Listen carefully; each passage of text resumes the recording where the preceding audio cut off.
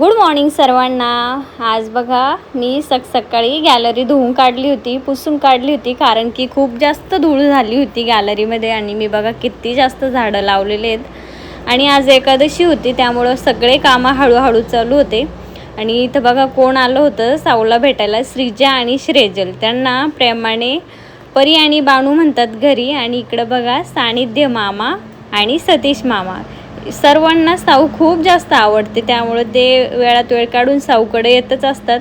आणि ही माझी मावशी आहे, साऊची आजी. तर त्यांना जायचं होतं, खूप जादा घाई होती, त्यामुळे ते चहा घेऊन लगेच गेले. पण इथं साऊला बाणू बाय करत होती.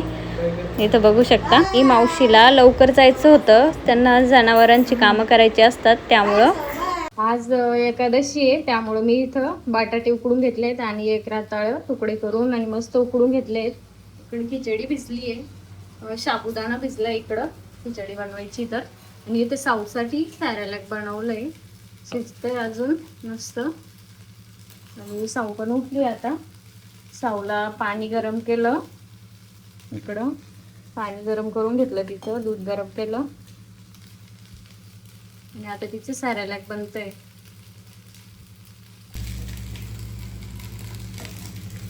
इथे मी खिचडी बनवून घेतली आहे, बघू शकता मस्त खिचडी बनवली आहे.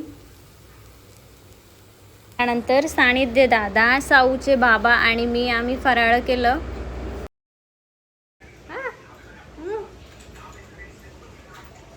कसं ओरडत होती, कसं ओरडत होती. कॅमेरा बघून बंद झाले. माझे केस ओढत होते, सगळे केस बघितले कसे करून टाकले, ओढून ओढून. आई आई अगदी कशी केस ओढती.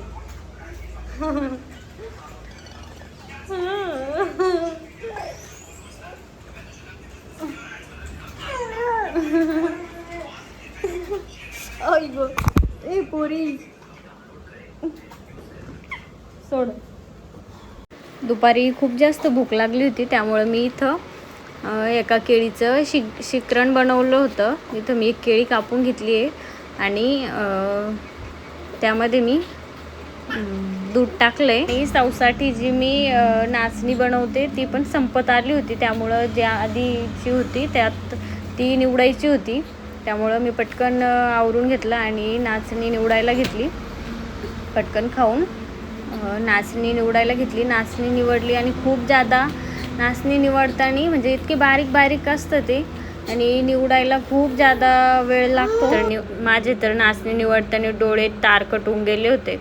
त्यानंतर मी नाचणी स्वच्छ धुवून घेतली. तर तुम्ही बघू शकता मस्त नाचणी मी 3-4 पाण्याने स्वच्छ धुवून. आज माझे मामा मामी आले होते, म्हणजे साऊच्या आजी आजोबा साऊला भेटण्यासाठी. आणि ह्या माझ्या मामी आहेत, ह्या श्री साईबाबा संस्थान हॉस्पिटलला कार्यरत असल्यामुळे त्यांना रविवारशिवाय सुट्टी नसते, त्यामुळे त्या पण साऊला भेटायला आल्या होत्या. त्यांना पण साऊची आठवण येत असते खूप. त्यानंतर मी त्यांना चहा बनवला, त्यानंतर मी भांडे घासून घेतले. आणि इथं बघा साऊला मी ॲपल प्युरी बनवत होते, तर तिला ॲपल दिलं होतं खेळायला. इथं बघा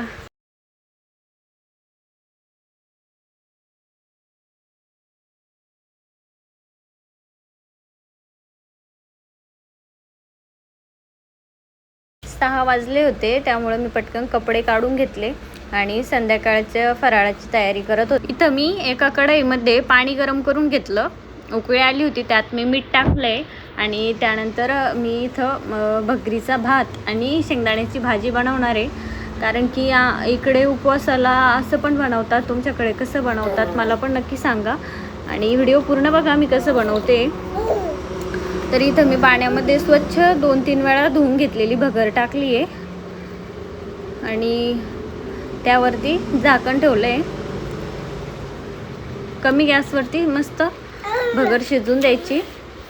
इथं भगरीच्या भातासोबत आपण शेंगदाण्याची भाजी बनवणार आहे, त्यासाठी मी शेंगदाणे भाजून घेतले कढईमध्ये मस्त. आणि 4-5 मिरच्या घेतल्यात दळून काढायला, मिक्सरमधून बारीक करून घ्यायचे दोन्ही पण.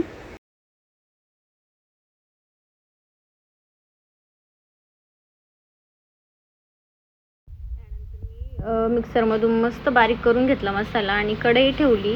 कढईत मी तेल टाकलं आहे आणि बारीक केलेला मसाला बघू शकता इथं मी त्याला टाकून दिला आहे. आणि मस्त इथं मसाला तेलात परतवून घ्यायचा, त्याला मिक्स करून घ्यायचा चांगला.